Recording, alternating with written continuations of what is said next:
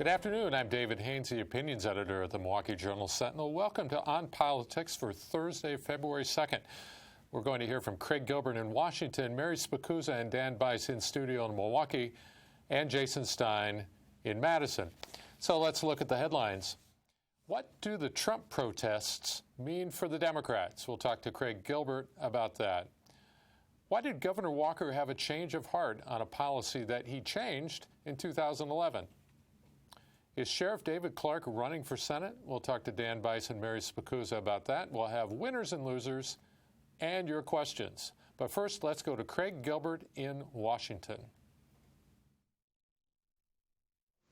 Well, Craig, you're working on a piece for the weekend about how every recent president has received less support from the opposition party, opposition voters, than the previous president, and that seems to be holding true with Donald Trump. Yeah, I mean, Obama was the most polarizing president ever by one definition because the partisan gap in attitudes toward him was so huge because he had so little support among Republicans. But if you go back over time, you know, Bush had even less support among Democrats, had more support among Democrats than Obama had among Republicans. And every succeeding president has basically become more unpopular with the other party's voters. This is sort of one of the hallmarks of polarization. And there are a lot of reasons to think this pattern is going to continue with Donald Trump. He's got very low ratings among Democrats. He did throughout the campaign. He started his term in the White House with a lot of controversy. We're seeing this huge pushback, protests. Right. And this has a lot of implications, I think, for his presidency and for both parties. Right. The amount of dissent we've seen so far in just 2 weeks is extraordinary. But how does that play with the Democrats that have to work with Trump?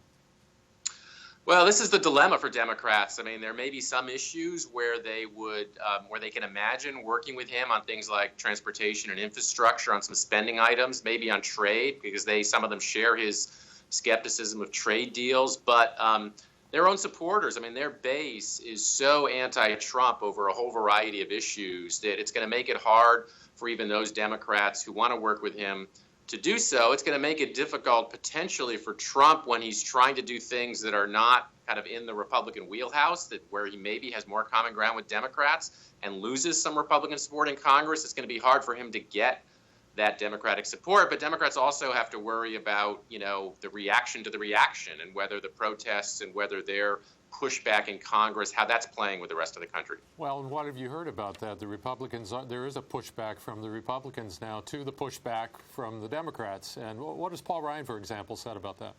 Well, he's been talking about that just in the last couple of days, calling some of the reaction hysterical. I mean, on the one hand, he said, I know how Democrats feel because when we lost in 2008 and lost everything, it was really hard for conservatives to sit and watch Democrats implement an agenda. But Republicans are trying to portray the Democratic reaction as an overreach, as kind of crying wolf, as hysterical. They're trying to, I mean, that's a way of trying to erode the credibility of the pushback.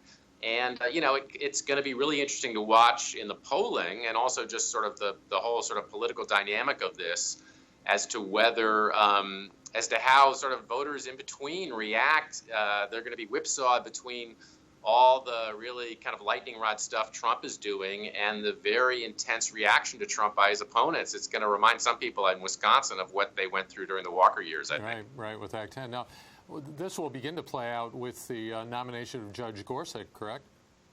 Yeah, I mean, Judge Gorsuch is obviously a highly qualified judge. He's even gotten some support from past Obama officials.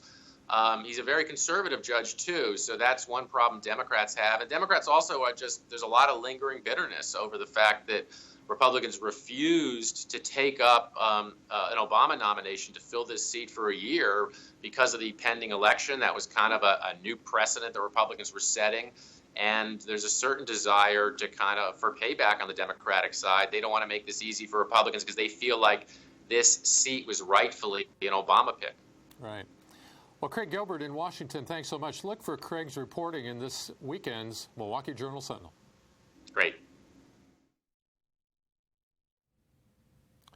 So I spoke with Jason Stein of our Madison Bureau earlier today about a change of heart that Governor Walker has had about a tax policy. Let's go to that. Now I'm joined by Jason Stein in Madison. Jason, welcome. Hi, thanks, David. You bet. So Governor Walker is reversing course on the Earned Income Tax Credit, which is a tax credit meant for the working poor. So what's happening and why the change of heart? Well, the governor cut this tax credit by about $20 million in 2011 when the state budget was in a very deep hole. And now he's adding $20 million back to the credit. He's restructuring it in a little bit, but essentially the credit is returning to where it was 6 years ago.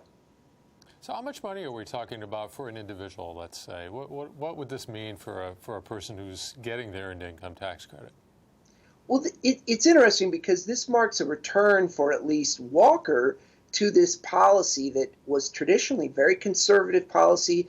Ronald Reagan called it one of the best anti-poverty tools to come out of Congress. And basically what it tries to do is make work pay for a low-wage worker by either lowering their income taxes or, in the majority of cases, actually giving them a little bit of money from the government to supplement their income. And, it can range from, maybe $150 for somebody with one child to more than $2,000 in certain cases for people that have 3 or more children and are in the right place in the income range. So this comes on the heels of other reports that the governor wants to increase work requirements for welfare benefits. How have the Democrats reacted so far to these coming proposals? Well, obviously in 2011, when the governor cut this program, Democrats reacted very bitterly. The nonpartisan Legislative Fiscal Bureau scored it as a tax increase, which was the one time when the governor actually increased taxes. He ran in 2010 on never increasing any tax. And because it was on some of the neediest families in the state, Democrats really bucked that. Now, obviously, they're pleased to see, I think, by and large, that he's going to do this, although they didn't want him to do it and leave it cut for 6 years. So that's obviously the caveat. Right. So let's talk about what we're seeing more generally with the governor's budget as he begins to roll out the proposals. When he was running for president last year in 2015, we saw one kind of budget, and we seem to be seeing a different kind of budget now that he might be running for re-election in 2018 as governor of Wisconsin. What's going on there? Is it just change in principles for the governor, or is it something else? I think you make a good point there. There is a caveat that in 2015, we had a very difficult budget, and we have a little bit more money to play with as a state in this budget.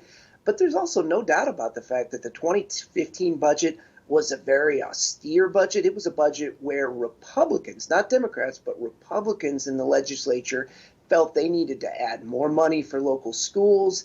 They needed to reject some of the changes that the governor wanted to make in senior care, prescription drug program for the elderly, and long-term care for the elderly and disabled. And, this budget, as the governor runs for re-election with a low approval rating, this budget is clearly going to be different. Not completely different, but it's going to have more things like this low-income tax credit that may appeal, if not to Democrats who have written the governor off, at least to independents that he desperately needs to win back if he wants that third term. Right, and maybe to some of his own constituents in the North Country in Wisconsin. Yeah, absolutely. I think, if you're a Republican in a rural area who, maybe, or at least just someone in a rural area who might have voted for President Obama and Governor Scott Walker in the past, but you maybe soured on him a little bit when he ran for president. This is this might be the flowers and chocolates come back when you back type of budget. All right, Jason Stein in Madison, thanks so much. Thank you, Dave.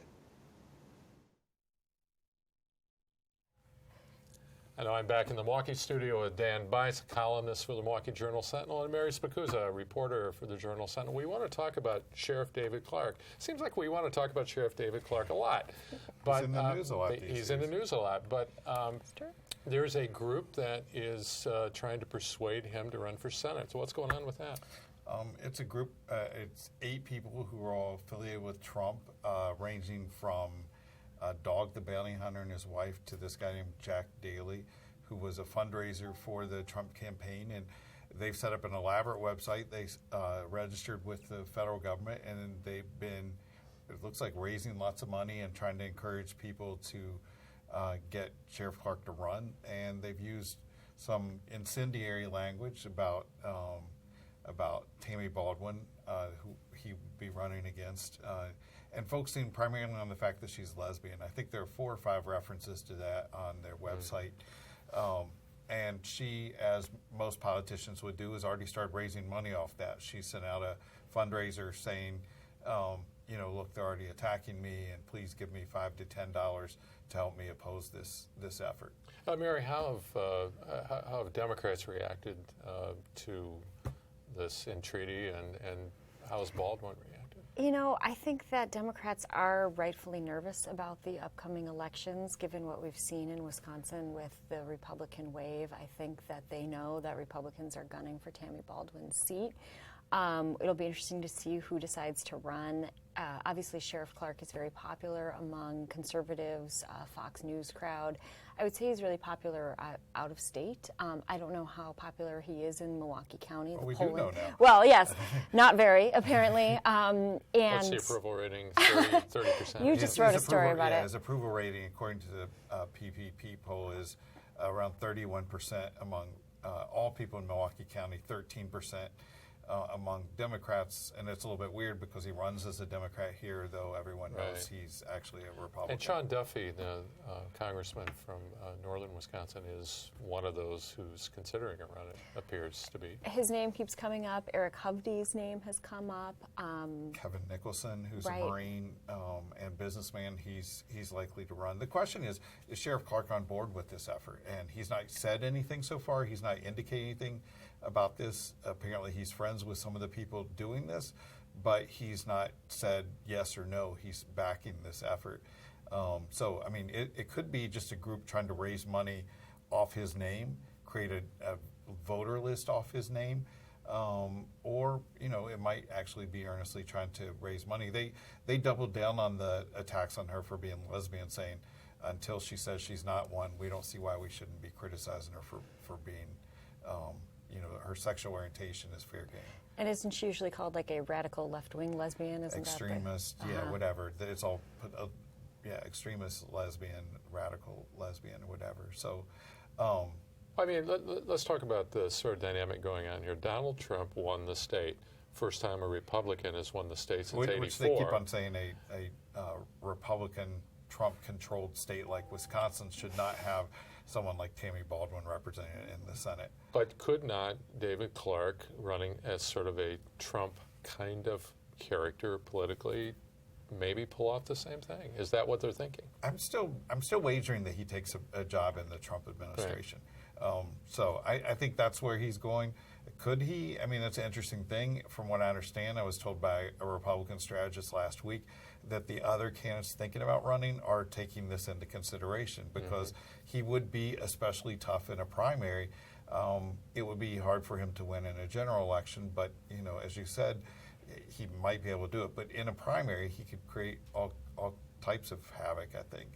And, he's become... He's not shy about voicing his opinions on Twitter, for example, right. So he might be vocal about his opponents. He does seem to be characterizing himself as kind of a Trump kind of character. It's an interesting approach. I think he'd be very popular in the wild counties in Waukesha, Ozaukee, and Washington counties. And outstate. And beyond our state. I mean, I just wrote a piece about how much outside income he took in last year, and when you count speaking fees, gifts, travel reimbursement, lodging, all that, it comes to $220,000 last year, which is, much more than what he makes as a sheriff. And you visited how many states?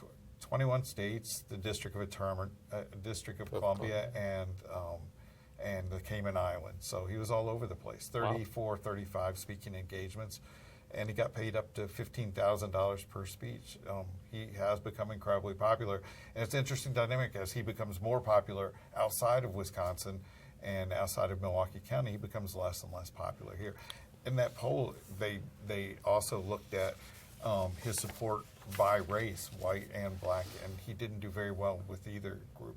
The only group that he did well with were Republicans Milwaukee County, and obviously there aren't a lot of There aren't those. as many of those. So Maybe we should cover him next time he's in the Cayman Islands. It's lovely this time of year. Any especially volunteers? if it's in January or February, I'd be happy to It was do November, so that was... Sure, I'd go. All right, so let's move to our winners and losers for this week. Dan, I'm going to go to you first. Who's your winner? My winner's the ACLU, which raised, what was it, like $10 million for their efforts as a result of Trump's immigration ban in just a matter of a couple of days. So anytime there's a policy that's pushed by a president, someone benefits, and in this case, the ACLU benefited from his ban. And who's your loser? My loser's Harley, even though it's not clear why exactly the president didn't come to Milwaukee. It seems that he's indicating that Harley didn't want to come here because of protests. Harley seems to be saying, no, that wasn't an issue. Whatever it is, Harley doesn't end up being the first place that the president gets to visit after his inaugural. And Mary, let me turn to you. Who's your loser of the week? I'm going to say Reince Priebus. You know, the more and more we hear out of policy coming from the White House, it really seems like Bannon is running the show there. It sounds like a lot of the executive actions that Trump has taken were authored by Bannon or heavily influenced by him. And it's kind of like, where is our Wisconsin guy, Reince Priebus, in all of this? So how does Priebus fit into all that? He's on Yeah. Twitter Good. with Scott Walker. We got to see that We did last see a week. picture of them, and he was, you know, he did an interview on Sunday saying moving forward this won't affect green card holders. However, it sounds like Bannon, again, was the one who overruled DHS and said it would include green card holders to begin with. So I think some of that initial confusion and outrage, you know, to have Reince come in afterwards and say, okay, moving forward we won't do this, it doesn't make up for Well, it hangs what happened some before. members of Congress out to dry, like Jim Sensenbrenner, who Right. is out there defending it. the green card portion of it, and Reince Priebus is on TV saying, no, it doesn't apply to that. Well, it's a really interesting dynamic there right now. You've got Reince Priebus, who is a sort of traditional, very conservative Republican. What they call a movement conservative. A movement conservative. And She said and- revolution. And Steve right? Bannon, who is a completely different kind Populist, of populist politician that we haven't seen Even though he's forever. Who really former- doesn't have policy experience. Right. even though he's a Goldman Sachs executive and former executive producer in Hollywood, he's the populist of the two. So yeah. I mean, it looks like Reince had a great deal of influence in terms of the appointments, but it looks like the policy stuff is gone the way of Bannon. Of Bannon. Okay, so Mary, who's your winner of the week? Well, I'm going to go with Frederick Douglass. Frederick Douglass. From the grave. He's back from the grave. I guess that makes you a winner when you're resurrected. Right. So explain for So, our listeners who haven't President- heard about this. Right. So it's Black History Month. President Trump had an event where he was talking about Frederick Douglass as someone who's, you know, essentially been doing a great job and is getting kind of more and more people are realizing all of his accomplishments. That's not a direct quote, but essentially what he said. And the thing is, Frederick Douglass, you know, former slave, escaped from slavery, legendary orator, We author. might point out died in 1895. Correct. Right. That's the part that it didn't seem like Trump exactly knew, or he seemed to be talking about him in the present tense, which raised questions of, does the president know who Frederick Douglass is or was? Does he know that Frederick Douglass is dead? It sounds like a lot of people, it's kind of resurrected a lot of interest in Frederick Douglass. Maybe his books will start selling out the way George Orwell's 1984 did. I mean, he's a brilliant man and brilliant Trump speaker helping and with writer. book sales all over the place. Right, especially among those who've deceased. Anybody who helps Frederick Douglass to become more popular and well-known, I think, has done the country a service. So This is true. would- I think all of us should know more about Frederick Douglass and read more, even Really though he's important deceased. political Clark figure. loves Frederick Douglass. Who, by the way, interestingly enough, had his own sort of run-ins with presidents. He was an advisor to presidents, including President Lincoln, and was skeptical about Lincoln's sort of how serious he was about slavery. He Nice came person, around to be a big believer and supporter of Lincoln, but so it's interesting that connection existed. Hey, let's go to our questions. And we're getting tons of them. We have lots of questions, so thank you for that. We'll get to a Woohoo. couple of them here. The first one is regarding Act 10. And our viewer wants to know, are we going to have Act 10 for the nation? So who'd like to take that? I can get start, Why don't you sure. start? Well, you talked to Scott Walker about this, right? Right. So out in Wauwatosa yesterday, Governor Walker was giving a speech to the Rotary Club there. Afterwards, took some questions. We kind of, asked him. I asked him more specifically about whether he had talked to the president or vice president about the travel ban and about his proposals on public benefits, and instead he said, well, we talked a little bit about my benefit changes, but the vice president and I talked quite a bit about Act 10 and how that could be applied nationally. He was speaking about federal workers, and it's a little unclear because federal workers, many of them can't negotiate about pay and benefits, and it's more like work rules, how that would be implemented if he's talking about, solely work rules, if he's talking about trying to expand to, I think U.S. postal workers can negotiate for pay and benefits. I might be wrong there. But it was unclear exactly who would be affected. Would it be all federal workers? Would this essentially be kind of stripping federal unions of their power? A lot to be seen, but it's interesting that he said that the vice president has been interested about it and that he had asked about it multiple times and that they talked about it quite a bit. Because there aren't enough protests already. Right. I'm sure federal workers who've already had a hiring freeze, that was one of the first things that President Trump did, are probably a bit on edge, and I can't imagine that that was welcome news for them. So speaking of protests, one of our viewers wants to know, with all the things Trump is doing, do you think the protesters even know what they're protesting about? Some of the responses from those who have been interviewed leave me thinking it's not clear that they do. We've all interviewed protesters before and had the situation where the protester didn't really know what was going on, but I'm sure some do and some don't, just like in any other situation. Well, that said, I think that a lot of the people who were interviewed at airports that I saw interviews of seem to know, maybe this questioner might think they're ill-informed and misunderstanding the executive order on travel, but I think there were people who were concerned that this is kind of going against what this country is about, of accepting refugees. And, President Trump and others, Paul Ryan today said it's a pause, it's not a ban, it's not a Muslim ban.